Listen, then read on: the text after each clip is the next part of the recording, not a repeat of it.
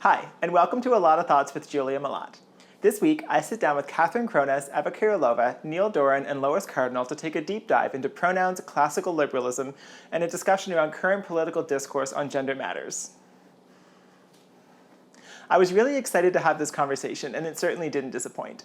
After my first discussion with Chanel and Catherine and the backlash from radical feminists, Catherine and I wanted to take a deeper dive into the conversation. Prior to this chat, I hadn't had the opportunity to connect with Eva, Neil, or Lois, so it was exciting to connect with them all in one go. Hello, everybody. Hello. Oh, there we go. Someone said hello back. Thanks for joining me today. I thought you were talking to the audience, not us. Right? Yeah, the Yeah, audience. me too. No, we have no audience. This isn't live. We will have an audience. Thanks for joining me tonight to record this episode. My name is Julia Malott, and today I have with me Catherine Kronas. Do you want to tell us a little bit about yourself? Sure. Hey, Julia. Good to spend some time with Eva and Lois and Neil with you today. My name is Catherine Kronas. I am a mom of two children who are in the Hamilton-Wentworth School Board. Really concerned about some of the things that are happening in education, and I started to organize other parents and educators across Canada who are also concerned, and I've basically founded the Lighthouse Network back in 2021. And so ever since then, I've been learning about these topics and talking about them and organizing with other people. Neil, do you want to introduce yourself? Sure. I am Neil. I'm probably the least interesting person here on the oppression hierarchy. I am the lowest on the totem pole. That's true. The old white man. I am a father of two. They're pretty young right now, but one of them is starting school, so that's been fun. I share some of the same concerns that Catherine has about seeing what that will be like once they get a little further into school. I have a bunch of friends who are teachers, and so I sort of keep my ear to the ground to find out what's going on within the school system that way. My mom is a retired teacher as well. And yeah, I don't know. I just have always sort of been interested in issues that related to sex and gender, and I found myself randomly sucked into this rabbit hole that has become this big conversation, and found, after, twiddling around on the internet for a while trying to talk to people about this, and that being very difficult to do without everyone screaming in your face, I ended up finding Eva because she turned out lived 10 minutes from me. And then, since then made a bunch of connections locally and a few more online. And so just kind of looking forward to chatting about these interesting topics. Awesome. Thanks so much for joining us today. And Eva. Okay. Hi, I'm Eva. I am a writer, first and foremost. And I'm on Twitter. I'm known as Canada's preeminent lesbian. I guess I have to say that. I write for a website called Gender Dissent. We follow sort of the money and influence behind the push of gender ideology in Canada. I do weekly articles for a Substack called The Distance, and that's a Substack of an organization called LGB United. I also do some writing for Redux, which is the best website in the world. And I also recently started my own Substack just to put my own thoughts and my own writing that don't really fit anywhere else, just essays and stuff.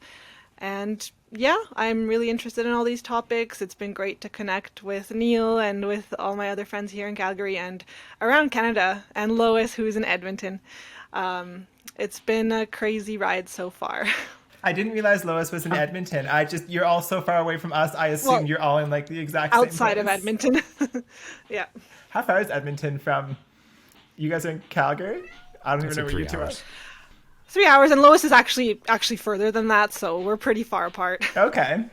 Good to know. Well, on that note, Lois, tell us about yourself. Hi, I'm Lois. I'm an opinionated post-op transsexual, 14 years, and I don't know what to say about myself. It's all on the internet. It's all on my Twitter, and you could find my Twitter at Duchess_L. or the obituaries. I love how you said it's all on the internet, because I think that's true of a lot of people in this conversation. And I've never spoken to three of you before, but I know a lot about you because it's all on the internet, and I think it's where we learn things nowadays. Oh no, it's all out there. It's all there. It's all out I'm there. really curious. What are you curious I know, about? but if you Google my name, like Lois Cardinal, it shows a bunch of old ladies that passed away. So it's like, It does. I know. I've done that, and I'm like, oh fuck. just add another one. Cool. So we wanted to tape this chat because, what was it, almost a month ago? Yeah. Catherine and I were in Ottawa with Chanel Fall. And so we recorded a chat similar to this. We had a bunch of hot topic discussions we wanted to go through. We've actually only released the first half of that. The second half is on my computer waiting for me to bother to upload it to YouTube. But in that first half, one of the questions was, are trans women women? And when they pulled that up, I was like, oh, I don't want to answer this one. It's so cliche. But in the answer, Chanel made comments about using she, her pronouns for some trans people when she wants to, including me. And this was kind of it wasn't even the point of the conversation. It was kind of a passing comment that she made. But when we posted that online, it got a lot of attention, which I didn't expect. I sent the clip to Catherine and Chanel ahead of time because I always let people see things so I don't put something up they don't want to have go up. And we're all kind of like, yeah, that's fine. Let's post that. And then it became like a 3-day affair in terms of all of the pushback that came along. And I think all of you were involved in that as well in various ways in terms of some of the comments. So I'd love kind of everyone's thoughts on what they saw there, what happened, and then hopefully we can go into a deeper discussion about the pronoun conversation. So who wants to go first? I guess I can. Who wants to offer themselves up for slaughter first? Oh yeah, it's gonna get me canceled for sure. Sorry about my cat. No, I was a little bit like I was involved to the extent that I really didn't like the attacks on Chanel and you, Julia. I thought people were just being. I didn't mind the disagreement. I know there's lots of women who draw really hard lines, and that's totally fine. I don't need them to agree. But it turned into kind of personal attacks. It turned into, I was watching some group chats that I'm in, and people were saying, "Oh, Chanel, what a traitor! She's done a 180. She's," from people who don't know her. And this was actually kind of it echoed something similar that had happened at the end of last year with Colin Wright, because it came to light that Colin Wright has a trans friend who he will use she, her pronouns for. And I also witnessed the same thing, because Colin had written a pretty influential piece about not using pronouns, not using coerced pronouns, like in workplaces and things like that. So people kind of levied the same accusations against him, that he's a traitor, he's changed his mind and all of this. And I really don't like when people make assumptions about people's opinions and stuff, because I think he's been consistent. I think Chanel's been consistent. So that's why I kind of jumped in, and it only in the context of just people really grilling her and pretending that she was some kind of traitor. So that's why I wanted to get involved. Yes, I was called traitor too, that I was betraying the movement, and also that I wasn't living according to my convictions, etc. They, some people were suggesting that I wasn't, living with integrity, or I wasn't, acting with integrity when I'm choosing to use Julia's preferred pronouns. And also I was levied, Chanel actually too, but I can't speak for Chanel, but, this idea that we were people pleasing, that one too. I found it all very interesting. I wasn't expecting it, because when we had the conversation, I think we were just we didn't really prepare for it. We just kind of really had a unscripted, casual sort of thing. Just wanted to talk about these things. We sort of last minute, even Chanel came up with these questions, like just a few minutes before we sat down to talk, right? So she was supposed to have done them a week ahead of time, but whatever. Yeah. Anyway, so Chanel. So I have a lot to talk about, like this idea of using preferred pronouns. I think one thing was the clip that was released, it didn't show in context the whole conversation. So people really quickly jumped to conclusions that we would use personal pronouns, and therefore all of a sudden we're going to want, men in women's spaces or something like that, or trans women in women's spaces. And I think when you watch the whole clip, you do see both Chanel and I say, like, no, trans women are not women, and we're making a distinction. But on a personal level with personal pronouns, my personal speech, what I do, that is in my domain. And the one other thing that people were talking about with the pronoun thing was that do not give an inch. You know, if we have this huge problem, and if you are to accept somebody's preferred pronouns rather than the objective reality, the perceived objective reality, then therefore you're complicit in the system of, you know, basically children going down, you know, these, you know, terrible medical paths for life, right? And I reject all of that. I don't believe in the slippery slope. I don't believe that, first of all, like, I'm people pleasing when I'm choosing to, like, you can't determine somebody else whether they're people pleasing. Only I can decide whether I'm pleasing, you know, somebody or not. And I can tell you that it's not coming from there. And I can tell you that it's not also coming from, like, this idea that I'm lying when I'm doing it. Well, I mean, you can't tell me when I'm lying.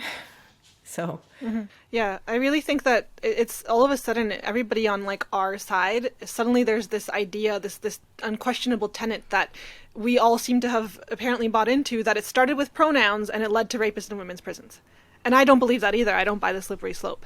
And that's fine if some people do, but then for them to turn around and act like, well, you're a traitor if you're not buying this belief that we all have apparently signed on to, which I didn't, you know, I don't like that.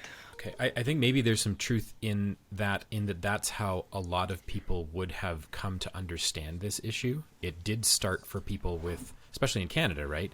I think for a lot of people, where they were introduced to this was the conversation around Bill C-16 and pronouns. So that would have been the first time they would have heard of any controversy about this. And then later they would have learned about men in women's prisons.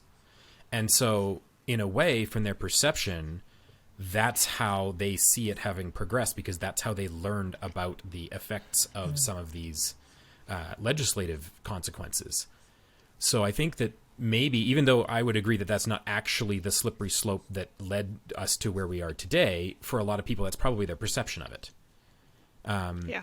And I think, you know, like, it was interesting because, of course, as that clip was going around and all this controversy was happening, and people that, you know, Eva and I interact with regularly were going after, you know, you guys and Chanel, you know, Eva and I were, like, having this conversation back and forth off Twitter going, like, what do you think about this? This is insane.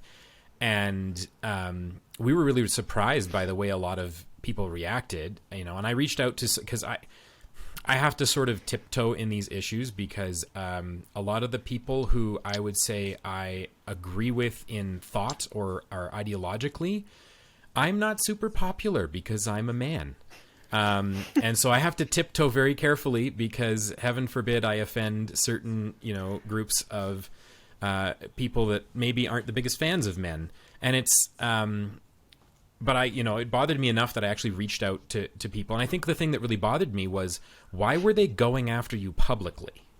Why weren't they going, like, in the DMs? Because that was, and so I think I posted something about that, just saying, like, enough is enough with this stuff. Like, if you want to take up an issue with somebody, talk to them directly, actually understand what they were trying to convey, make sure you're not misunderstanding their position. And then if you're sure of their position, you disagree with it, and then you want to take that public, go for it, knock yourself out. But there were so many people making these huge assumptions. And I think the other reason that it compelled me to kind of stick my neck out a little bit more than I would have normally, or get involved a little more than I would normally, was I could understand Chanel's position, because I have felt like I had just been through that. Because, you know, Eva and I first met Lois in person, what was it, like a month and a half, 2 months ago, something like that? A month, yeah. A month, yeah. A month. We had been, like, you know, Eva a lot longer, and me, you know, not maybe a year or so, had been friends with Lois online, but we had not met in person. And it is different when you meet someone physically in person, right? All of a sudden, they're not this online persona where you see a slice of them through the filter of the internet, also through however they want to interact with the internet, right? And I know, like, I would say I was someone who was much more hardline on pronouns a month ago, because for me, it was an abstract ideological concept, and it was an issue of accurate language to communicate things, and it was the erosion of definitions of words, and I didn't like those things. But then I had this strange moment where, when I met Lois in person, and I knew about Lois ahead of time, we had an online relationship, but I met Lois in person, and it felt I didn't think it would be an issue because we'd never had a conversation about Lois's preference in pronouns at all. I have no idea.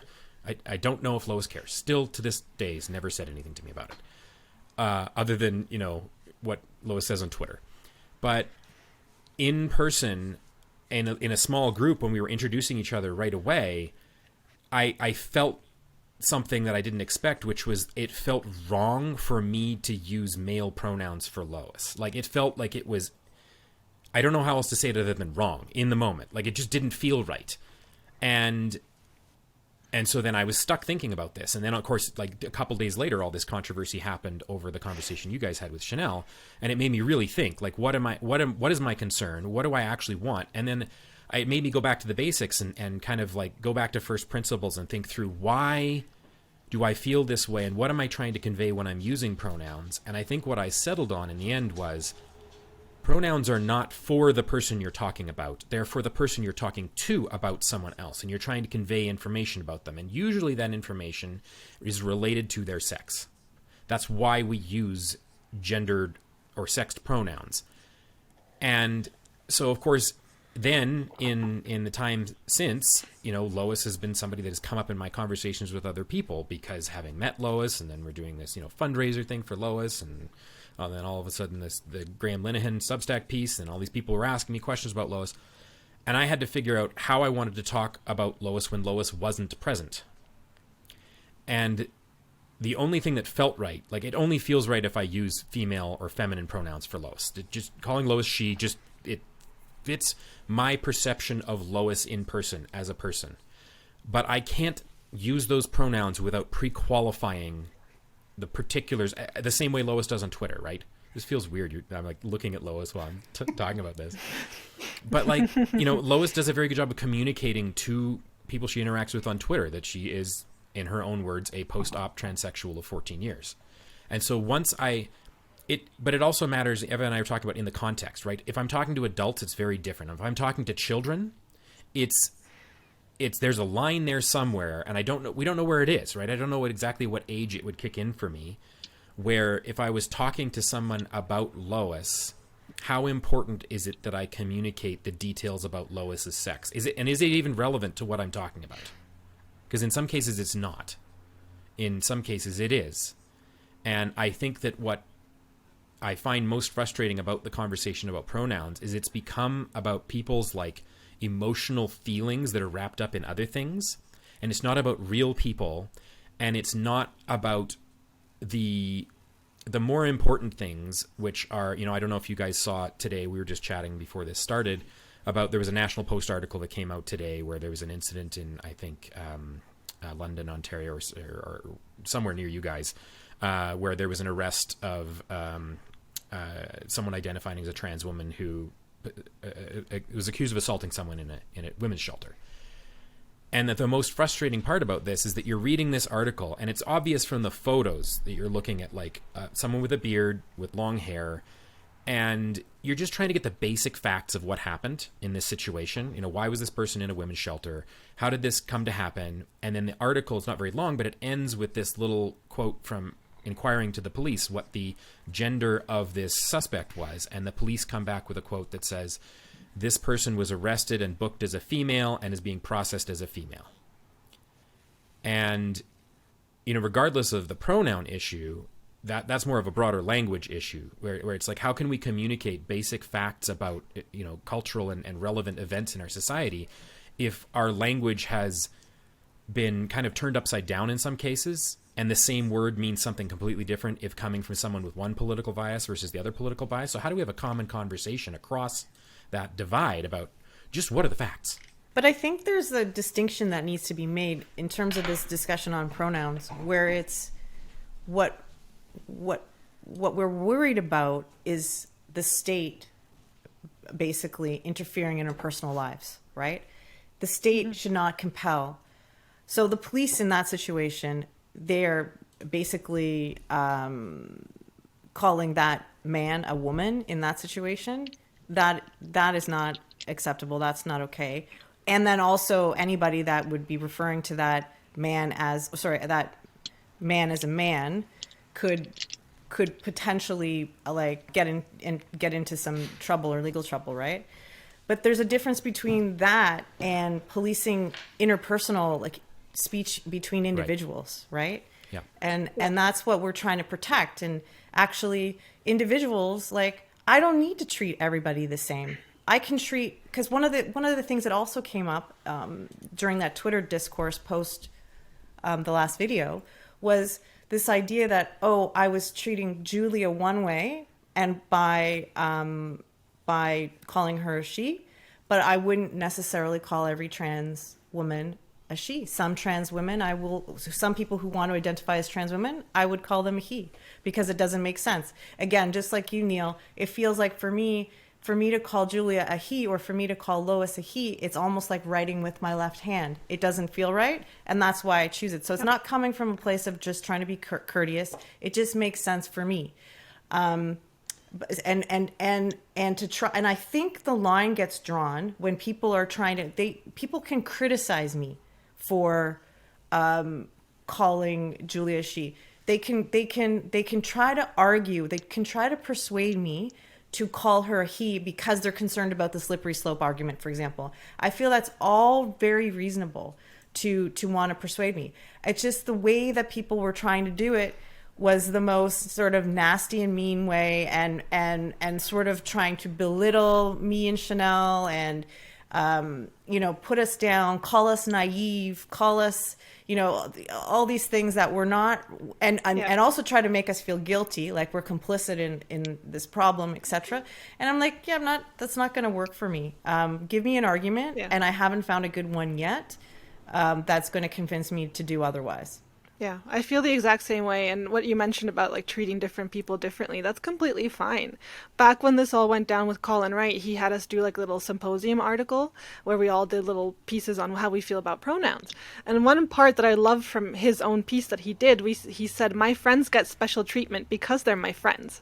And I'm perfectly fine with that. This impulse to make us treat everyone as if we are like the state or something is just really, really strange. Like, of course you treat your friends differently. And I've had this pushback too with Lois before, people asking me like, oh, what pronouns do you use for Lois and stuff. And it hasn't been as bad, but people haven't. This is not even a discussion we've ever had. Like, Lois doesn't ever tell anybody how to speak, right? Like, what is your view on this, Lois? I don't care what sort of pronouns they use on me. Like, I'm not going to compel somebody else's speech. They're an individual looking at me as an individual. We are not some part of a collective. So I want to have a human experience with the person. And that's what I had with meeting Neil. It was a human experience. I didn't introduce myself as anything other than Lois. And that was that. Like, even with you, Eva, I've known you for how many years? I still haven't told. Yeah. I know, and I haven't told you my pronouns, and it's like, whatever. How did we last this long? I know. And then I get it too. Like you have your approved transsexuals or trans people that you use preferred pronouns. And then same with me. I'm like, the ones that I don't approve of, I don't choose pronouns. I'm like, I don't care. I see reality and I'm going to stick to it.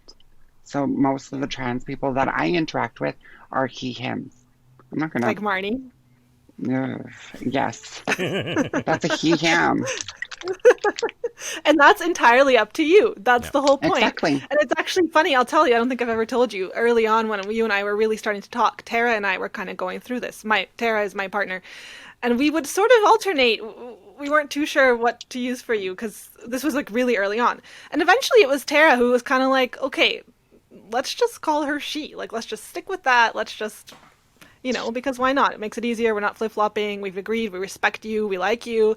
And it was very easy. And especially after talking to you more and after meeting you, that just felt natural. Like, I would have to, like, people sometimes make the argument that using preferred pronouns is extra. You have to go an extra step. You have to kind of train your brain and almost lie to yourself. But I feel like if I had to now switch for you, I'd be fighting my own brain to call you he. I think it's the other way around. Yeah. I know when I wrote that piece for Graham Linehan's Substack, I deliberately avoided using pronouns about Lois because I didn't want to wade into this controversy, because the point was not to say what I thought about pronouns. It was to tell my story of my, experience of Lois as a person to try and get attention to this fundraiser so Lois can get medical care. And it was excruciating to write this thing without using pronouns. It felt gross and awful. And that's the thing I think people try and say when they're like, oh, you're going to have to like fight against your internal urge. And there is some truth to that. But I think people make this assumption about what their urge will be because of their perception of other people, mostly through the internet. These aren't real relationships with real people. And when you meet someone in person, it's different. You see them as a person.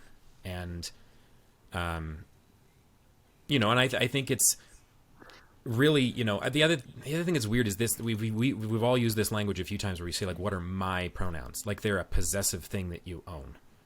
I don't think anyone has pronouns. They can have a preference of how they would choose to be referred to, but like this, I've been in a few meetings that were really uncomfortable where it was a kind of a work meeting, and people would, somebody would start the meeting and say, "Everyone introduce themselves and their pronouns," and I've never seen such discomfort from people, because even the people that I saw that were like sort of happily participating, they didn't really care as much about their pronouns. They might have cared about other people's pronouns, right? They wanted to be respectful of other people, but there's only a very, very small group of people that care about their pronouns.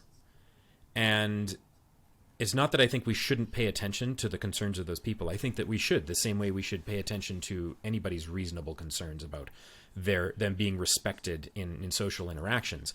But respect is something we negotiate, right? And some people show up with a default higher level of respect for strangers, some people less, and that's based on your personal experience and why you trust or respect people more from a default position. But for me, I'm generally quite respectful and trusting of new people until they give me a reason not to be.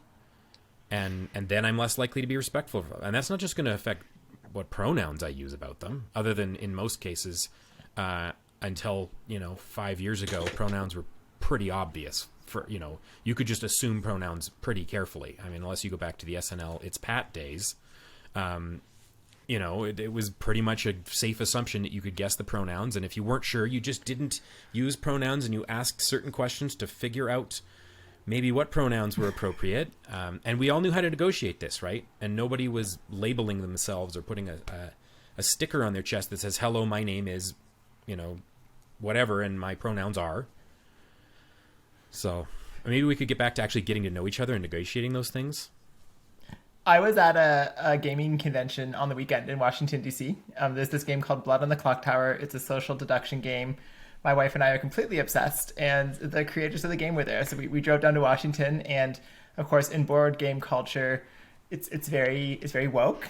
And so they announced ahead of time there would be ribbons for pronouns, and oh yeah, you have board games behind you. Love it. I have like half of those on the shelf down there behind us. Anyways, so they announced ahead of time there would be pronoun ribbons, so don't worry, all that's covered. And I thought, oh gosh. So I walk in and sign up, and they have all the ribbons. There's the she, her, and there's the they, them, and there's the write your own in case you need something that's not on a pre-printed one. So I just left them and didn't pick one up because as you said, I think it should be obvious. I think what I'm going for is obvious, and if people don't want to use that, that's their choice. But I don't think it's that difficult to know what I'm going for. So I didn't have a ribbon, and almost everybody else did. And then at one point during the conventions, the storyteller is running through this game, and they need to refer to me, and they just kind of pause, and they're like, "I need to know your pronouns." And they called me out, like, "I need to know, because I can't continue this if you don't clarify for me, and it's not on your name tag." And it was just the weirdest thing. And I'm thinking, at this point, like, call me he, him if you want. I don't care. Let's just play the game we're playing. But it becomes, like you said, such a big thing to know other people's pronouns. And I don't know. I'd rather get anything at that point. I think it comes from fear on both sides. So Sure. the people that want to stick to reality and make sure you correspond your pronouns to what you see, objective truth, whatever, that comes from a fear, because they're fearful that if they don't do that if they concede anything, that they're going to be complicit in a system that's ultimately harming children. I think this is ultimately about the concerns about the harms for children. We want to protect children. And there's fear on the other side, the people that are doting and wanting to, announce pronouns and make sure they don't misgender anybody, is again because they want to feel good, and they're afraid of looking bad or being bad. And so, and I think if they can just get to just have that realization, or that see what's driving their sorry, I'm not explaining it properly, but you know what I'm talking about. And I think there's another interesting element to this that, as Canadians, I think is relevant, because I don't know that it's as relevant anywhere else, but I know it is relevant in Canada, is that unfortunately the way that the laws currently exist in Canada, especially the human rights laws, if I'm in a personal interaction with you, Julia, or Lois, and we know each other, we have a relationship, I am choosing whatever pronouns I choose to refer to you, I'm not really very concerned that either one of you is going to take me to a human rights tribunal for misgendering you, right? That's not a concern, but that's not the way the law works. Unfortunately, the way the law works is that anyone can complain on your behalf, whether you agree or not, that I have misgendered you. If I'm not in your presence and I slip up and refer to one of you as he, technically that's grounds for a human rights case. And when we have a legal system that is structured that way, it disincentivizes genuine interactions with people, and it incentivizes this fear culture, right? Like, you hit the nail on the head, Catherine. It's people are afraid for one reason or another to just speak as they normally would. And without that free communication, then we can't have a free exchange of ideas, and we can't figure out where we agree and where we disagree, because we avoid huge areas of conversation. And I think I can speak for myself. I have entire groups of people I interact with, friends, where this is a subject that I walk around with a 10,000-foot pole, because I just don't want to go there. And I would love to have reasonable conversations with them, but all my attempts have resulted in unreasonable pushback and assumptions about what I think and what I feel. And that really disincentivizes having a broader conversation about these things, and actually maybe reaching a point where, as a culture, we can, be compassionate and be understanding and be respectful of people. But like, everybody needs to be in on that, and it can't be these lines of fear. I think a big issue that I think is a part of this is that both sides really are seeing pronouns as like this proxy for reality itself. And I'm kind of disappointed. Our side, I feel like when we take pronouns, when we take it so seriously that we start to police each other's speech, we're doing the exact same thing. We are reinforcing that those pronouns are reality. Versus if we were comfortable and if everybody was grounded in reality, they would be nothing more than a social nicety that you choose to extend to some people. Speaking about like the reason why I don't agree kind of with the slippery slope, I think that's amazing, Neil, how you said that it seems that way to people. Is, for example, I was watching the other day the Transparency podcast. They had Dr. Paul Vassie on, which was fascinating. I loved it. So he's worked with the Fa'afafine in Samoa, right? And the Aarons, I don't know which one it was, both of them, asked him a question at one point: what pronouns do people use for these men? So if anyone listening, the Fa'afafine are basically like a third gender category. They're same-sex attracted men. They're effeminate. And so they said, what pronouns do people use?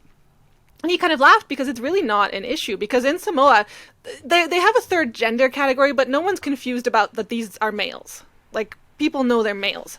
And so when it comes to pronouns, they kind of just, some people use he, some people use she. The Fa'afafine themselves would never think to police anybody's language or to demand any pronouns. It's just not an issue. So here you have a society where some people are nice and call them she and her and whatever their language is, but they haven't forgotten the reality of the situation. They don't actually think these are, biological females and women. So I understand every culture is different, but that's why I think us policing each other's language on pronouns is kind of just reinforcing it and playing the same language games. On the other side, they want you to recite trans women are women as if it's magical. But then on our side, we can't, you're not supposed to call a trans woman she and her as if it is also some kind of magical incantation that we shouldn't say, otherwise it's real, and we're reinforcing it. And I just want to get away from our language being just that important. Sometimes we just want to be courteous and nice, and I totally get why some people have drawn a hard line in the sand and don't want to do it, but I'm not there. I don't want to be at that same point. I think it's important to fight against that. It's almost puritanical to draw that hard line, right? It's what we're trying to get away from. But again, exactly. I can't, feel free to use the pronouns that you feel comfortable with. It's not for me to judge. I just want the same respect in return. Yeah, like sometimes in my reporting, I talk to sources that are quite pro-trans and use those preferred pronouns, and I'm just speaking to a human. I'm not going to, tell that person how to speak. I'm not going to lecture them. We're just having a conversation. I know what they mean. I know who they're referring to, but I see this on Twitter sometimes. There'll be a story where maybe someone's using they to refer to some kind of criminal that's being talked about, and half the comments are on like just policing that use of language. It's like, okay, we get it. That's not really the important thing here, in my opinion. I was just going to say, it almost takes away from, like, if you do think that there's a huge problem, then you think like, okay, if I just use the pronoun that corresponds to that person's biological sex, then I'm off the hook. I've done my job and there's nothing else to do. I think that that's the last thing that we need to worry about. We have larger problems, and the biggest problem in this, I would say, the slippery slope. What was the slippery slope then? Maybe it was people stopped fighting for free speech, because if we had continued to have free speech and uncensored media and free flow of ideas, then we would have the actual accurate medical data and knowledge out there so that people can make actually informed decisions about whether or not they want to transition. And as we see what's happening, the medical scandal that's happening with children being put on this medicalization for life, it's happened because they're not being given good advice. Parents are not being given the full story.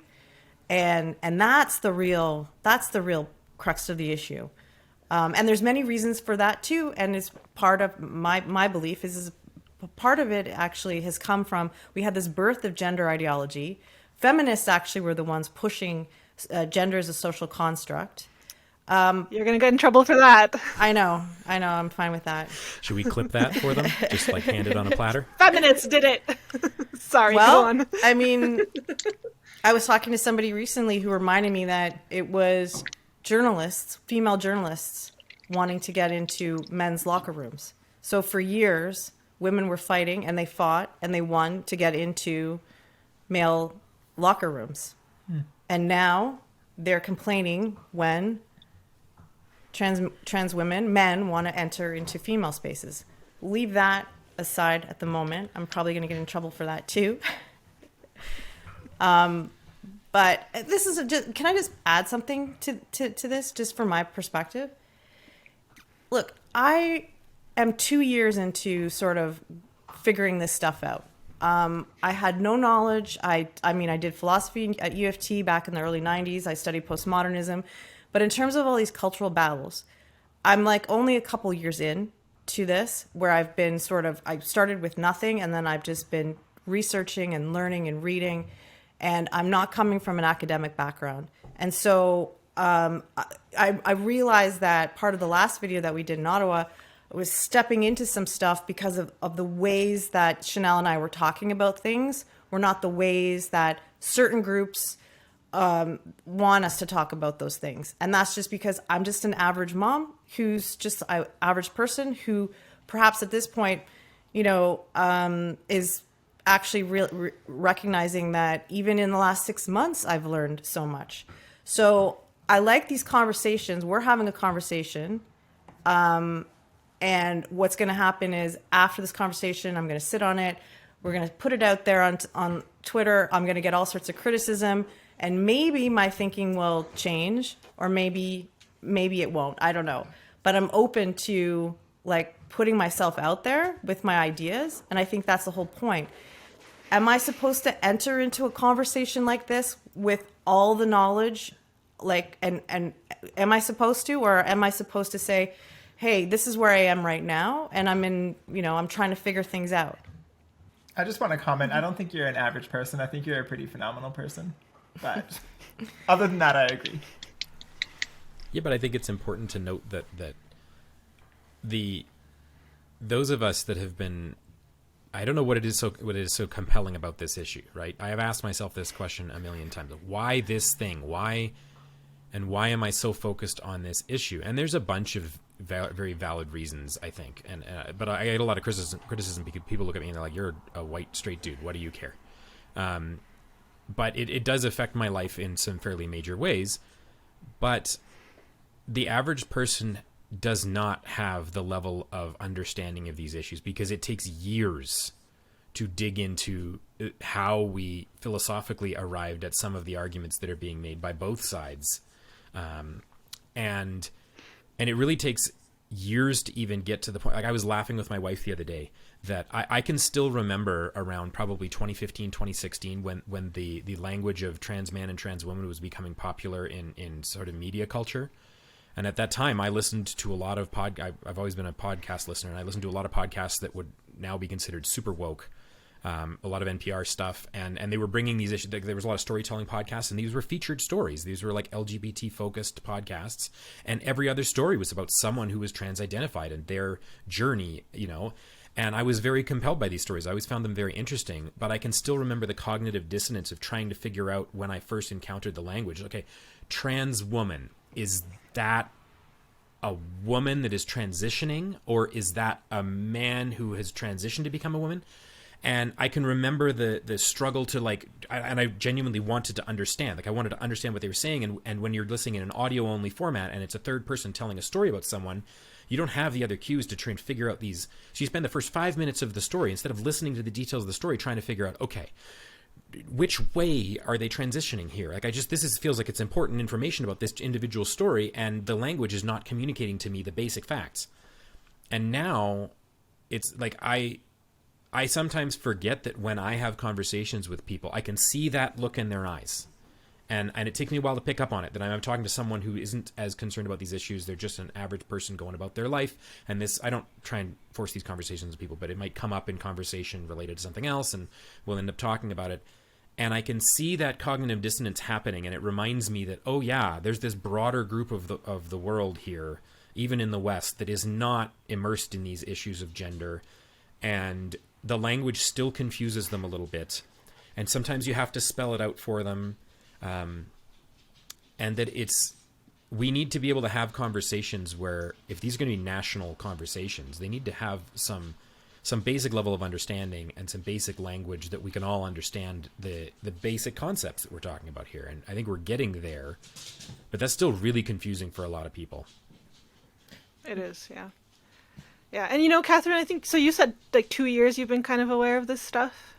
It was June of 2020 that I kind of had the, I would say, awakening, where I was like, it was like a period of like a week or two where I was just immersed in certain things, and people like Helen Pluckrose were put in my field of vision, and I was just absolutely shocked and alarmed. And then from that point on, I need to figure this out.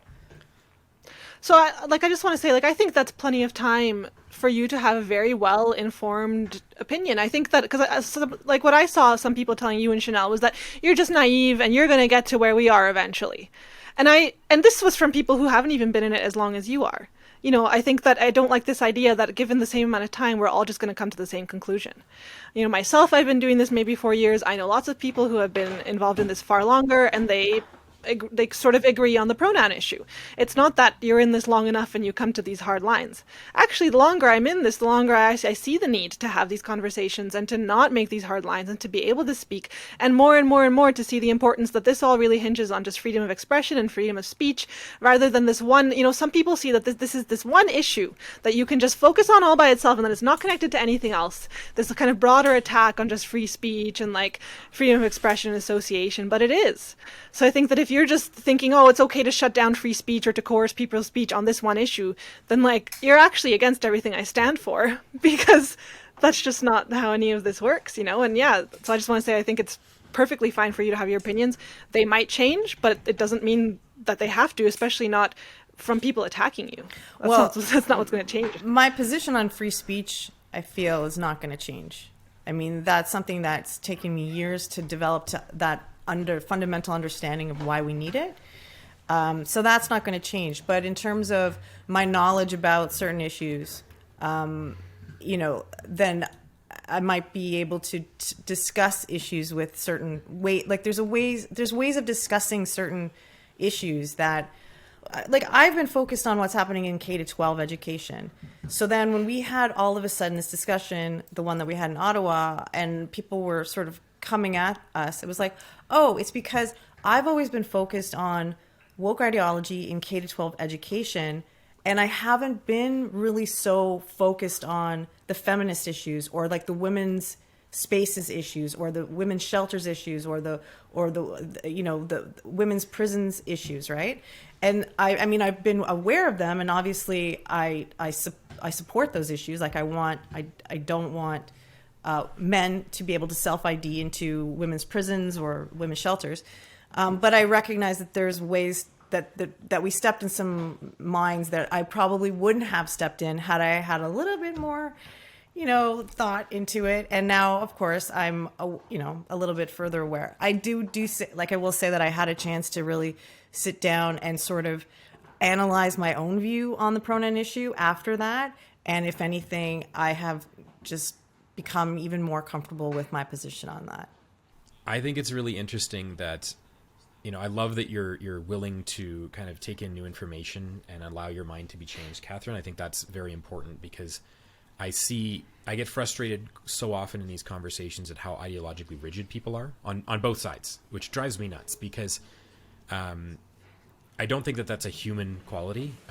I have some significant personal experience with cult behavior and people that are highly dogmatic, and I know what that's like in real life. To talk to people that are so rigid ideologically that they literally will not accept new information. And yet they are easier to talk to than half the people on Twitter about this subject. Like literal cult members are easier to talk to than half the people on Twitter. But I think that a lot of the problem is that people are upset one way or another with where we are as a society, depending on what their perspective is. And they're trying to understand these issues. And the problem is these issues are so unbelievably layered and complex, and they cannot be boiled down to a simple narrative of how we got here. Anybody who claims that they understand how we got here doesn't know enough about this issue. They're experiencing the Dunning-Kruger effect, and you'll get a lot of that pushback. You'll get people who are concerned about one aspect of this issue of where gender and the conversation about gender affects some portion of society or life. They will be really confident, really sure that they know how we got to that point, because that's what they've learned, right? They've dove into that issue. That's what they've exposed themselves to, whether it's K through 12 education and kind of like, postmodern critical theory stuff and you're worried about, or whether it's, some other variation or prisons or, more of a feminist approach of things. And the reality is this is the interesting thing about the gender topic. I know lots of other people who are concerned about other subjects, but gender touches almost everything in our lives. It's so foundational to who we are as human beings that you can't avoid this issue. And I think the reason it's such a hotbed topic, too, is because it's become part of this victim culture we are engaged in as a society, where there's many ways in which people can claim victim status, and they can use that to advantage themselves in some way in society, because our society is very, very catered to that right now. And this is the only category where I'm not saying that this is happening broadly, but where it is possible for people to identify into the victim status. It's the only category. We all know what happens if I pretend to be a different color of skin. Or if I claim to have indigenous heritage and maybe get a job at a university teaching indigenous studies. Right? There's a time limit on how long that goes before you get caught out. And when you get caught, society does not treat you well. But this is the odd slice of our culture where if you were to choose to do so, and I think we could all find examples of some individuals who have weaponized this, you could successfully identify into this category and you could claim victim status, and it would advantage you in multiple ways. And you would get special treatment, and you could not only get special treatment, you could use that to punish other people who didn't agree with you or spoke out against you. And I think that anyone who has a basic sense of fairness on some level recognizes that that's not okay, and that's not what we're trying to achieve when we talk about equality and equal treatment in society, and when we talk about protections for discrimination in society. That's not what anyone had in mind. But that's what's happening in isolated incidents, and that gets on everybody's skin. Because we all know at a deep level it's not fair. Yeah. I have Very well nothing to said. add to that. That was so well said. I hope that was the case. There was an awfully awkward pause there where it was like, oh no. No, we disconnected It was you just from the very call right now. We're just profound. going to kick you out. It was just very, very, very profound. It's true. Well, we'll see. I may have to mute myself for a kind of side exit because my wonderful babysitter, her time is up and she's leaving. So the younger one may come in here looking for snacks or get changing her show periodically in the next few minutes. Does the young one have Yeah, thoughts no on worries. sex and gender? Because if so, she can just join us. I don't know. She basically understands mommy and daddy right now, and everyone else is the babysitter. She's.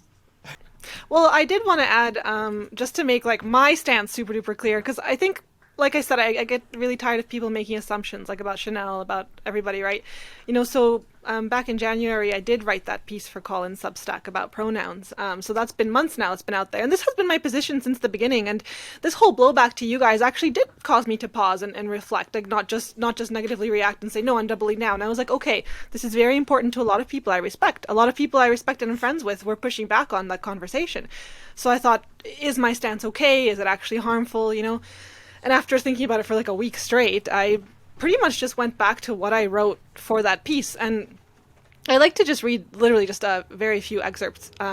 So I started it by saying, like, making it very clear that preferred pronouns should not be mandated in any context, and certainly not by government. That's the stance I will always take. But the rest of my piece was sort of focused on the fact that at the same time, as resolutely as I stand against the coerced use of preferred pronouns, I feel just as strongly about the policing of people who do choose to use them, whether for friends or family or even for strangers. And at the end, I had a passage which I still really agree with. I said, at the end of the day, I am convinced that the countless harms of gender identity ideology stem from forcing people to lie about reality, not from individuals making a private choice about the words they use when speaking about a friend. In fact, I think it is the very human impulse to accommodate and make allowances on a personal level that helps us avoid a mindset which seeks to control others. So that's my stance, and I've been sticking to it since I wrote it. So. And I agree with that stance. I think there's like some of the conversations that I've had surrounding truth, like this idea that we need to speak to the truth at all times and like on an individual basis. And I think that the whole point about classical liberalism, liberal science, is that there is an objective truth. It exists, it can be, it's there, but liberal science is a process that is trying to uncover it. But you don't ever fully arrive at what is true. Like there is this, it's like we can make truth claims about what's true. I can say this person is a woman, a female, and it's a truth claim, but to prove it absolutely is not part of what liberal science is, right? And so what that allows is, though, we constantly have to verify and verify and verify and verify, or rather, we also need to falsify or try to falsify our truth claims, right? And that's in there. There's like that, to say that something is absolute truth is sort of like this arrogance. So like in liberal science, there's this built-in sort of humility to, saying, okay, I think I know, but we're always just going to leave it a little bit so that we don't make those absolute claims. You said the most important thing there that I wish more people would understand, which is, you see it all the time now. Like you drive around, you see signs on people's lawns. It's not as bad, but a year ago or 2 years ago, it was really bad during the pandemic, where you see, in this house we believe. And those were more dogmatic than some of the most, religious, hard-nosed people I've ever met in my life, those signs, because they fundamentally misunderstand the basic premise that they're supposedly based on, which is that the beliefs that we come to, if we really believe in the scientific method, are falsifiable, not verifiable. Mm-hmm. And when you go to try and understand something, if you go seeking information to prop up your hypothesis, you are doing it backwards. You are trying to confirm your bias instead of disconfirm your bias. And this is something that drives me absolutely nuts. I'm guilty of it myself too. I think every human is, because we don't like being wrong, right? But, I like the understanding that being wrong being wrong doesn't feel bad, right? When we are wrong, We don't feel bad because we don't know we're wrong. The thing that feels bad is the moment you realize you're wrong, when you are confronted with a truth that is at odds with your understanding of what you think is objective reality. And that is an uncomfortable feeling for, I think, any rational human being. And I know that was something I struggled with for a long time. And man, in my 20s and my early 30s, I was one of those people. I would argue the wrong point just to be right, because I loved being right, and I like to argue. And, you know, now I've had a whole bunch of experiences that have led me to the point where I'm quite the opposite now. I mean, I don't want to be wrong a second longer than I have to be. And that means you have to be open to really listening to other people and listening to other ideas and other concepts and updating and correcting yourself constantly. The problem with that is physically uncomfortable for most people psychologically, because it leaves you sort of unmoored from a sense of understanding of the world. And I think that that's something that some people miraculously gain at a young age. I mean, it took me into my 30s till I sort of matured enough to be able to think that way. And it's something that can leave you with a sense of curiosity about the world and a sense of like openness to new things. And, you know, I often joke that as a software developer, I should have learned this a lot sooner, because the first thing that happens as a software developer is you write something, you put it out into the world, and then what happens? People poke holes in it and find all the bugs. And the default reaction of most software developers is to be really defensive about the bugs and say, oh, no, that's a feature, right? We joke about this all the time. We all interact with software where you've had that experience now where something doesn't work and they'll complain that that's the way it's supposed to be. And it's clearly not the way it's supposed to be, but you're just in denial about facing up to the reality of this, you know, dissonance between how you envisioned it and how it actually is. You know, you thought it worked this way, but objective reality shows you it doesn't.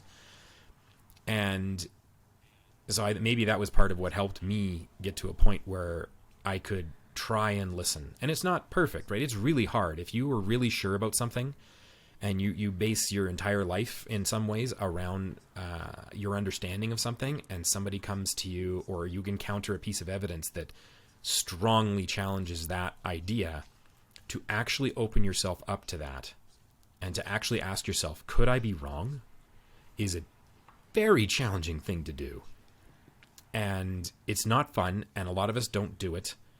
And then we end up, you know, yelling at each other and screaming at each other about, instead of trying to, you know, refine that process like you were talking about, Catherine, of the way I think about liberalism and you know, the Enlightenment and the scientific method, which is sort of this abrasive process of, you know, polishing the stone into something more resembling reality over time by a bunch of people all attacking this thing from different angles and trying to figure out what the heck it is, and sort of triangulating with instead of, you know, pentangulating with our five senses to see if something's real, we're distributing that across the entire population, and now you have billions of people trying to figure out if something's real. And if, you know, enough of us agree, then it's as real as it can be until someone comes along and reveals that it isn't. But that's always there. It's always underneath everything. And I think that the average person has difficulty living with that sort of uncertainty in their daily life. That's too uncomfortable. It causes too much anxiety, and they need to be sure about something. And so we lie to ourselves to be sure. Yeah. On all sides, I think, you know, and that's why you get such strong commitment to language from both sides, from the trans women or women and from the no, never use wrong sex pronouns. Everyone just really wants to be very sure, because then you get easy answers. I wish I could believe that if we all just stopped using preferred pronouns, all this nonsense would end. I don't believe it. You know, and I just feel like sometimes, I don't want to oversimplify what people are saying, but it feels like they kind of have that they wish that were true, so then it's easy enough to fight back by not using them. You're winning.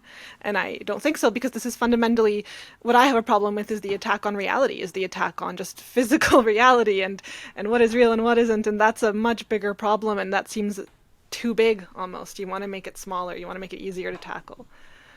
I think I saw this podcast or YouTube video with Bruce Party and Kate Wand, and they were discussing classical liberalism versus progressive or socialism and conservatism. And I like what he said. It's like classical liberals tolerate a little bit of chaos. Like it's actually sort of like a place of security where you're like, okay, we can let people do their own thing, and I don't necessarily like what they're doing, but I believe that it's all going to work out in the wash if we just leave everything to their own devices. If we had perfect classical liberalism, we'd have this free flow of exchange of ideas, and the bad ones would sort of like, fall to the wayside, and the good ones will rise to the top, sort of thing. And we can deal with a little chaos in between. It's when we have that, again, coming from that fear-based, reactive sort of thinking, that we all of a sudden move into, we need to control. And so you see that happening conservative and in the more progressive side of things. And I see it in myself even still, like the last conversation that we had in Ottawa, Julia, we were talking about, should trans women have, for example, unfettered access to, health care. And my initial reaction was like, yeah, I don't know. Cause I also know of all the potential harms that could come of it, right? Yeah, we haven't put out that part of the video yet. Oh, okay. But yeah, the question was something like, should anyone be able to have access to hormones and surgeries just because they want to without any sort of a process? And Chanel and I were both like, no. And you were kind of like, I don't know how to answer this. And yeah, because I was thrown aback because I hadn't actually considered it. But also my instinct was like, well, I know what the harms can be for people. And so my instinct was I want to protect those people. But that's going back to that sort of control, coming from that place of fear of harm.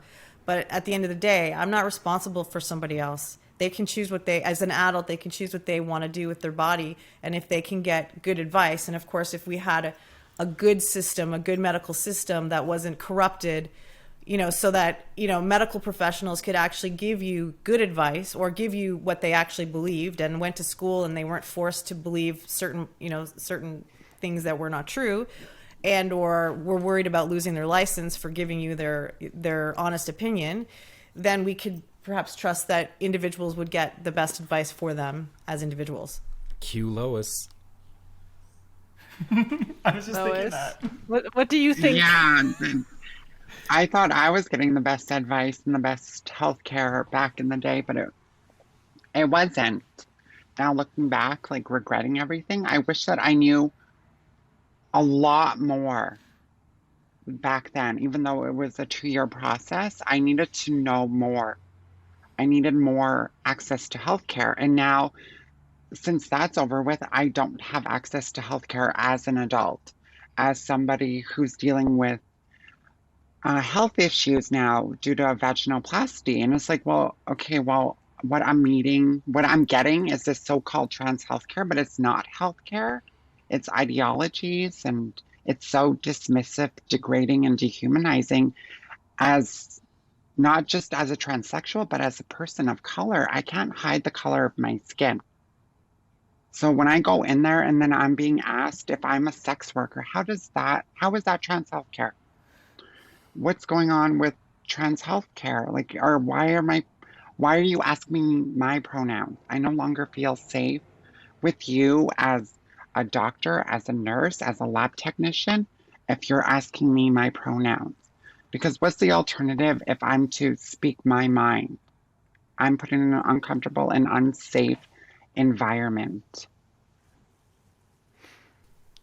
It's mind-boggling. And then what these children are being exposed to or being affirmed to believe.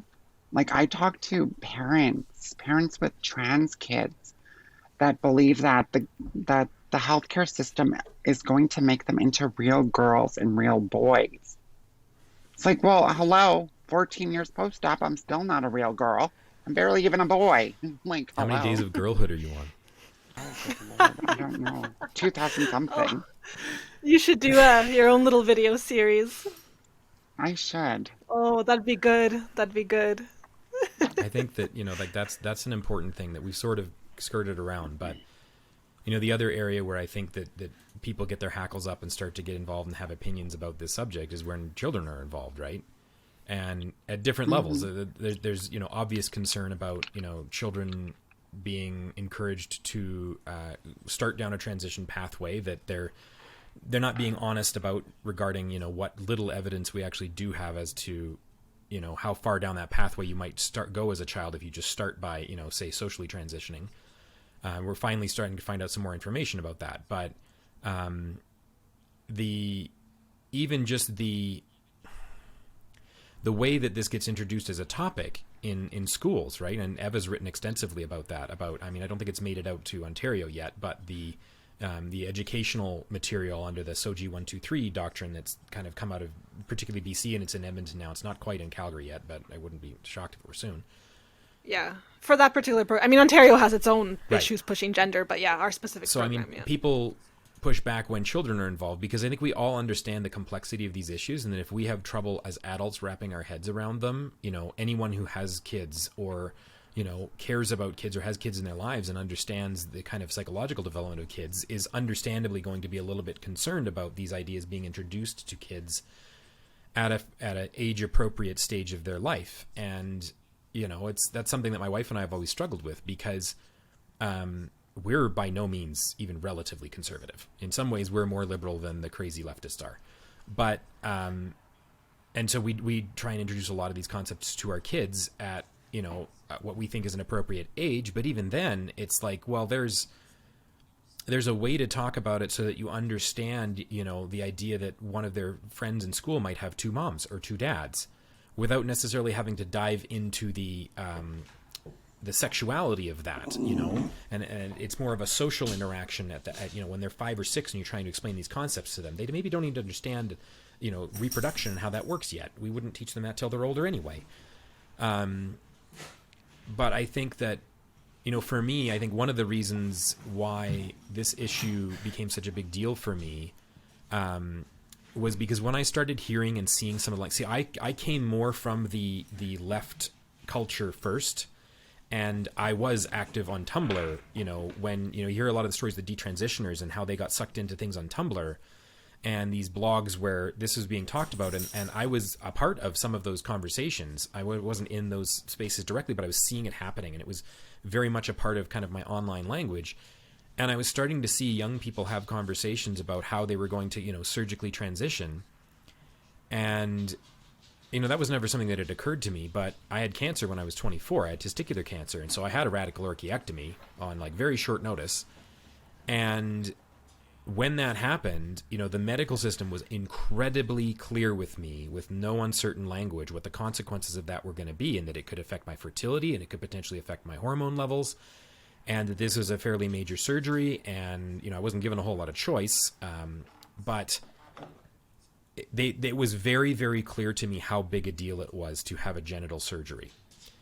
And when I saw the conversations that, younger people, even in their early 20s, were having about these kinds of operations, and the sort of casualness or glibness with which they were having these conversations, I think that sort of set off red flags for me, because I kind of thought whoa, what I had was a significant surgery. They're talking about way more significant surgeries than what I had, and they are not talking about it with an understanding that would communicate to me they get the gravity of the situation. And then when I heard medical professionals talking about it that casually, that's when it really started to set off alarm bells for me, because my urologist was not like that. My urologist was very clear what they were going to do and what the risks were and what the long-term side effects could be, and that the alternative was, stage 4 cancer in 3 weeks. So I think that those kinds of conversations, when it comes to kids and kids not being, I hate the word, it's become a hot third rail, but I think the right word is being groomed ideologically, right? The problem is it gets conflated with sexual grooming, which may or may not be happening in isolated circumstances. But what the real pushback from a lot of parents is that parents feel like their children are being ideologically groomed into a way of thinking where teenagers literally think they can change their sex and that they will grow up to be a real man or a real woman. And they are not being told that, well, what you can do is you can go on exogenous hormones, and these will be the side effects and the consequences of that. And if you're informed enough and you're willing to go down that path, that may be, an option available to you. And that past that, then you can get into surgical options. And here's all the, potential options there and all the side effects. And that's not the conversation that's happening at all. And, having sat through the medical context of this, Eva and I both spent most of the first 10 days of the trial of Nurse Amy Ham in BC as observers of that hearing, in her disciplinary hearing for the BC Nurses and Midwives College. And the medical experts for the college are presenting this issue with a gloss of, they are not presenting it realistically, not even close. For them, this is a social issue, and these are the people that are in charge of the majority of the government-funded research into trans issues in the country. And that concerns me a lot, because it really worries me that children in the current generation and future generations are not being given the actual information they need to be able to make decisions when they're struggling with, issues of gender identity, and gender nonconformity. And it's like, I want kids to be able to express themselves however they want to express themselves, and I want them to be able to explore how they want to present themselves in the world, but I don't want them to be lied to about what the reality of their options are and what the consequences of those things are. Yeah. I think that's really the issue, is that I wouldn't want to outlaw these surgeries and treatments for adults. I don't want to control people that way. But the issue is that, the establishment is captured. The medical establishment is captured. Amy's nursing college is captured. And so I don't believe that they are giving good information. They're not doing good research. They're not giving good information to patients. So that's why I'm a part of this fight, to try and bring attention to that, because I don't want to lobby to literally for laws to restrict this, but I want people to know what's going on. I think we wouldn't be in this problem if it wasn't this massive social movement. Then you would have a small number of people who want to pursue this, who hopefully would have good information, and who just make the best choices they can. And that's not something I would be concerning my life about. There are plenty of other minority groups out there doing things that maybe I don't approve of, or that I think are funny or weird or whatever. I'm not obsessed with that. It's because this has reached these massive social levels. And not to say I think trans people are funny and weird. And it's just that I wouldn't be speaking out against this tiny minority of people wanting to do this stuff. It wouldn't be an issue for me. But it's just taken on this whole different thing. It's just one of these massive contagions, and that's why we see these harmful effects on every level with kids and medicine, everywhere. So I have a question kind of for everybody, but it specifically comes out of what you just mentioned there. I see what you're saying and what Neil's saying. I share those same concerns, but I also am concerned about the elevated hate that I am seeing towards transgender people, because there's this ideological concern and people are pushing back against that, which I think is important, but it's very easy and I think tantalizing sometimes to push back on it in a way that just makes fun of and ridicules the most extreme examples of nonsense that's out there. And yep. I see the backlash building against the average trans individual who is not. They might subscribe to that ideology. They might not. I don't know. But they're not the ones who are maybe pushing this. They're certainly not the medical community. They're certainly not the nursing college or any of those institutions. What do we do about that? What do we do about that to move this forward and also protect the individuals at the same time? I think that there's a responsibility of people like us who have, been looking into these issues for a long time and have concerns about them, to sort of self-police our own behavior as a group. And it's hard because it's not really a group. There's no organization, there's no cohesive group of people, but we all connected one way or another. We sort of all follow each other in the same circles, most of us on Twitter. But for one thing, I have no patience for people who go after individuals. I mean, I find there are individuals, especially some on the trans rights activist side, that I find just absolutely reprehensible to interact with and watch the way that they interact. But the reason I find them reprehensible is the same reason I find people that I agree with ideologically treating people on the other side reprehensibly. And it's just a complete lack of respect, and it's attacking, it's ad hominem attacks on individuals instead of attacking the ideas and the concepts. My beef is with this system of thought. And I think about it because it's analogous to me. A significant portion of my family are members of a cult, and they're lovely people. They really are. They're genuinely some of the nicest people in the world.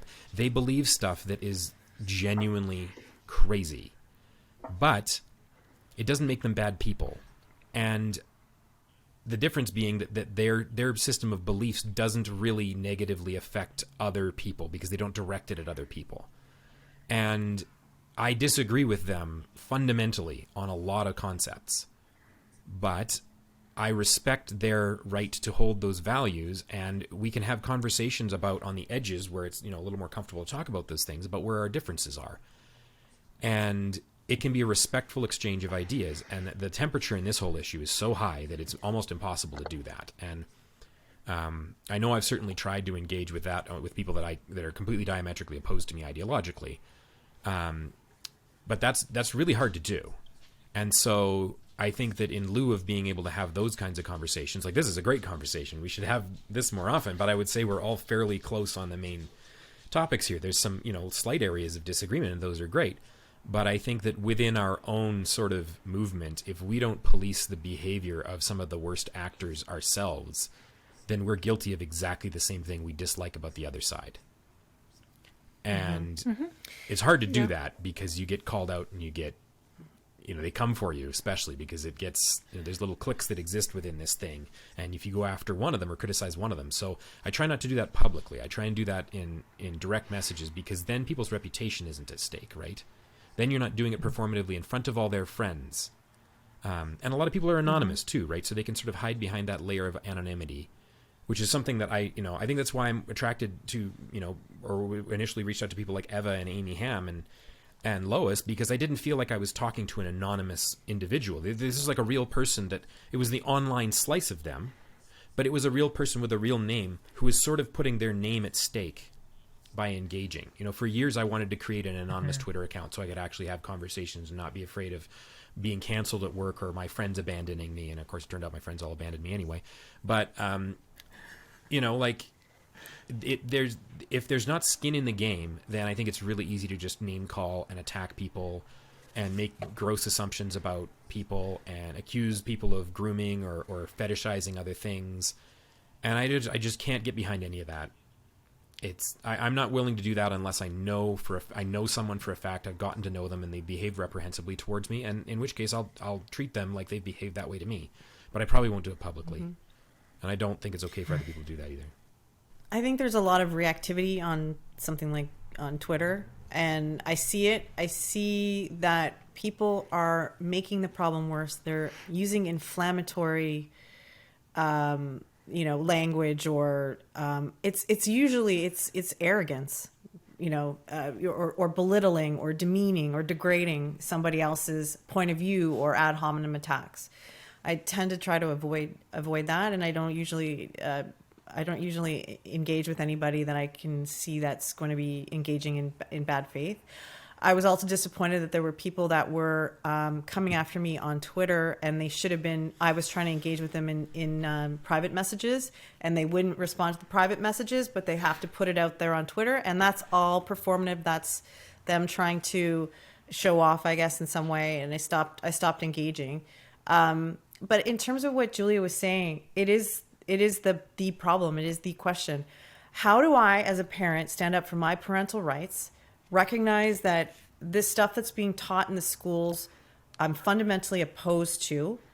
I don't think that it belongs there because, in terms of gender ideology, because I think it's a belief system, and we shouldn't be imposing belief systems on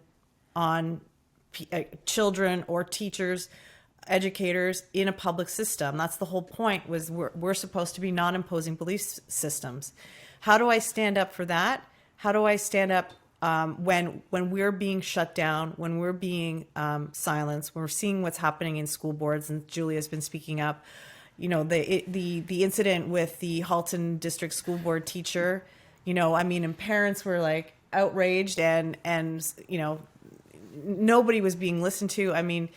At some point, we see what happened in the Durham Region School Board just the other day, where the parents were enraged because one of the books, Gender Queer, was decided that the school board thinks it's within their policies and they have no issue with it, and the parents are outraged. And at some point, we have to also just protect these children from what is ultimately, I think, terrible harm. And so, trying to do that and trying to also maintain some sort of level of civility is the key. But at some point, we also have to say, look, this is urgent, and I don't want people like Julia or Lois to be like, again, I'm against the identity politics. Let's stop treating people as groups of people. Let's treat Lois as Lois and not as a group of transsexual women. Let's just start to deal with people on an individual basis as individuals. And yeah, I was seeing what was thrown at Julia, or what's being thrown at Julia. and being criticized for, you know, talking and being friends with Julia. And so I don't know, does somebody else have, Lois, do you have any ideas? Regarding trans hate, I don't experience trans hate. I experience personal attacks, but I don't take it personally because they don't know me as an individual. So it would be different if Eva or Neil were to say something about me. But then even when it is, quote, transphobic, I find it to be more homophobic than transphobic. I don't know, I just look at this as like this whole thing from a disconnected lens, if you would. But like, because everyone just throws around transphobia, it's trans hate, it's trans this, like anti-trans. Well, what is all of this? Like nobody's telling me that I shouldn't have the services, health access to health care, just basics, whatever the human thing is. I can't think of it right now. Like nobody's wishing that upon me. Nobody's like wanting people like me dead. I'm always seeing that extreme, like if the feminists want us gone, all this stuff, it's like, what?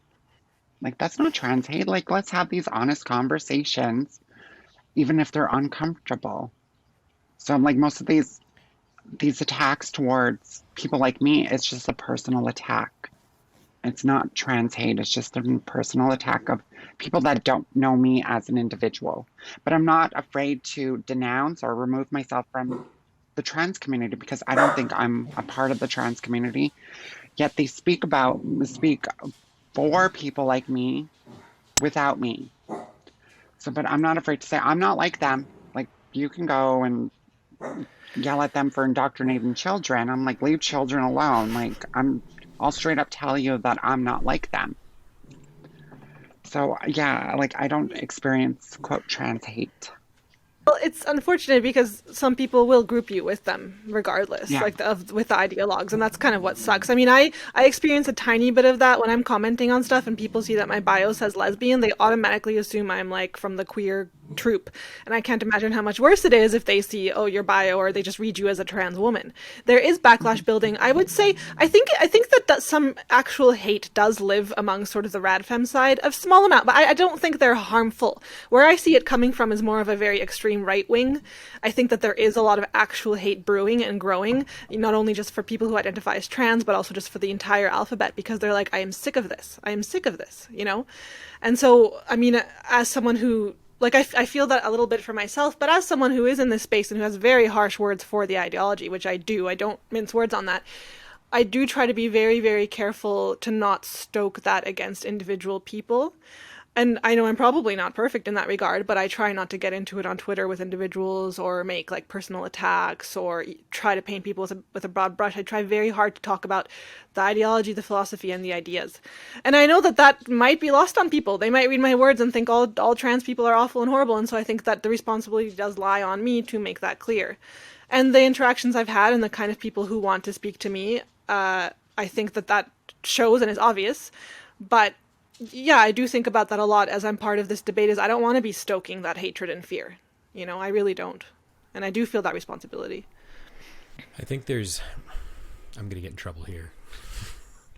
But I think there's also an element to this on what I would call our side that I have a real bone to pick with, which is the way that I see some people, and I'm not going to label these people as a group because it's not, it's individuals, but there is sort of this narrative that exists on what might be termed the gender critical side that, you know, a majority or all trans women are autogynephilic, and that being autogynephilic has associated with it all of these qualities that I think, like, as someone who is not particularly morally bothered by the idea of autogynephilia, I'm more actually curious about it because I don't actually see it as different than many other, you know, whatever you want to call it, paraphilias or fetishes or whatever.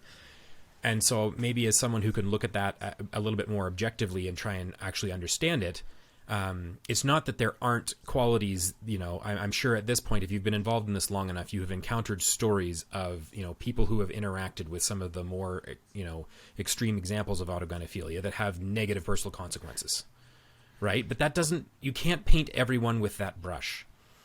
And it annoys me to no end when I see, especially on Twitter, I see this behavior from people who are critical of gender ideology, accusing everyone left, right, and center who might even be associated at all with any sort of a trans identity of, playing out their fetishes in public. I think that when people play out their fetishes in public in a way that isn't in a consensual adult-only situation, that should be resisted by pretty much everyone in society. I don't care if you're trans or not.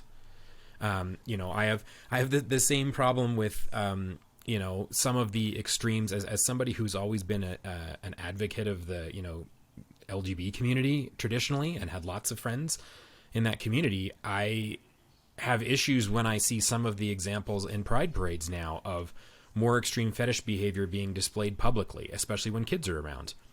And again, it doesn't have anything to do with how they express their gender or how they feel. It's just, I would have the exact same reaction to somebody who's heterosexual expressing their fetish that way. Like if my boss showed up to work in a leather suit or latex, I would have some questions, especially if it was like bring your kids to work day. I think that separating these concerns out could help lower the temperature of the conversation a little bit, because I don't think it's helpful at all to accuse an entire group of the worst behavior of a select small group of individuals within that group. And I don't think that helps anywhere. It's the same reason why we wouldn't apply that kind of thinking to race or religion or ethnicity or any of those other qualities about people. People are not a monolith, right? And I've met, enough trans-identified individuals now to know that there's quite a wide variety of expression and what that means to people. And I am genuinely curious about what that means to individuals. Because for me, I can talk to someone about their feelings about how they, experience gender and how that interacts with society and the world around them, and just be genuinely curious. And that doesn't really have anything to do with their personal experience. Doesn't really have a whole lot to do with ideology. They may have come to conclusions and they may be influenced by other people, and we disagree about those things. But I'm genuinely interested in understanding how they came to be there, because that's not a common experience for most people. And so I do want to learn about those things. But in order to actually be able to learn about those things, I have to not make a bunch of assumptions about that person, especially not negative assumptions. Can you define autogynephilia for us, just for anybody who may not know what that means? Yeah. It was coined by Ray Blanchard, who's a Canadian sexologist, but it was meant to refer to the idea of being attracted to oneself as a woman. I think where I would direct people for a more comprehensive understanding is, Ray Blanchard, Michael J. Bailey, James Cantor are kind of and Anne Lawrence are kind of the lineage of researchers that kind of pioneered that research. But also, I know Eva mentioned the Transparency podcast, which I understand there's a bit of a name conflict a little bit, but the two Aarons have done, I think, a miraculous exploration by interviewing, trans-identified individuals and researchers about the subject of autogynephilia from a sort of a very objective, non-judgmental sense. They're really trying to get an understanding of what it is and how it might exhibit, and is there an equivalent thing on the opposite sex? Is there an autoandrophilia? And I find these things interesting, and I don't think that there's reason to make moral judgments about people until their behavior starts to call for that. And I think that there are lots of people in society who have all kinds of interesting niche sexual desires and interests that don't get expressed in negative ways in society, and we don't have a problem with those. So as far as I'm concerned, if someone is autogynephilic and they interact with society in a way that people who don't need to know that don't ever know that, then I couldn't care less, and more power to them. And, like to your point, Catherine, I think that would be the classical liberal stance. And I think there's a lot of people in this who would claim to be from that ideological camp who maybe don't behave that way in this particular area. And I take a bit of issue with that. I stay away from the whole groomer discourse. I don't really think it's helpful at all. I think there is such a thing as grooming, and I think that there is, what is it? It's really manipulation. And I think that attacking, I think we need to stick to what the real issues are in terms, again, I'm coming at it always from a K to 12, perspective in the public system, is to maintain, like, we need free speech. We need, like, rather than go after people as groomers, like, no, like, I think a lot of these people that are participating, like, in this process are coming from a well-meaning place. I think that, we're transitioning away from, like, the autogynephilic conversation here because I'm also really sick of it as well. And I've actually had to get off Twitter for a while because I couldn't stand what was showing up in my feed. That's between the grooming, the autogynephilic, the really, the trans hate that I was seeing, right? But just staying back to, like, we need to stay, like, keep our, sorry, I'm losing my train of thought there for a second. Stick to the point. The point is we want freedom of speech. We don't want beliefs to be imposed on us. We want to ensure that there's a free flow of information and discourse. We want parents to have rights, to have the right over their children, to make sure that there is parental consent of what's happening in the school system, which a lot of children, there are children being transitioning or socially transitioning in schools without parental consent.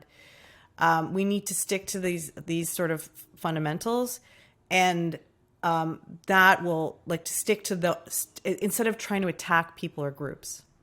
Yeah. I think there's no overstating how we have to resist this ideology just for everyone's sake. The kids, the parents, the gay people, the trans people, because it's emboldening those really bad actors to do terrible things and get away with it and play the victim card. And so that's why, that's just why I find this whole topic so important and fascinating. Okay, so does anybody have any closing thoughts they want to say based on what we have gone over in the last hour and a half? Oh my God, I need to have a baby. Your ovaries are hurting right now, aren't they? Oh. My last thoughts are babies are cute and we should protect them. Mm-hmm. Yes. Agree. Cool. Yeah, this is a lot of fun. We can just end it there. Well, okay. In all seriousness, though, it's really great to talk to you guys. I think it's really important that we do this kind of stuff. I'm really glad you reached out, Julia. And I just think that this is very important to do. We might get blowback or we might get a good reception. I don't care either way. It was. Yep. Agreed. I think we're all in agreement. And yes, we definitely have to do this again. Thanks. It was good talking to you all. Sorry. Okay, bye. Awesome. Thanks so much.